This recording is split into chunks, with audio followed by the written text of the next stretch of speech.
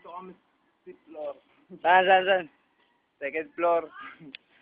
Magandang hapon po sa inyong lahat. Tanghali na pala. Alam. Kami po ngayon dumidiskarte na pa-exchange gift. Ito po yung sinasabi nila makamasa, makatao at makabayan na pagdiskarte ng pera sa legal na paraan. Ang kasama po natin ay si Brother Lupin. At ito po ang aming gagawin.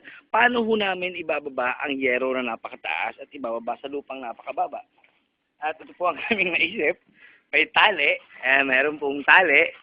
Tapos, may hagdan naman ho. Kaso ang hirap mabigat ho yung yero. Lupi-lupi yung yero, mga 10 katao, mga yerong katumbas niyan. Ibababa na ho. Subukan ho natin. Subukan ho. Yan. First try. Yero, ibababa. Ingat po mga tao sa baba. May mga tao sa baba, may mga kaldero sa baba, may mga planggana sa baba. At baka malaglag ako sa baba. Ano ko ng baba. Ayan ako. Tayo ng pusa na naman. Tayo ng pusa. Up! Ayan ako. Ako sa bakal. Unti-unti yung binababa ang yero. Pero pag nilaglag ako dyan, buhay ako dyan. Hindi, ayan, baba niyo. Huwag mo tulak. Tangin na mo nakaharang ka dyan. Wala mabagsak Hindi mabagsak.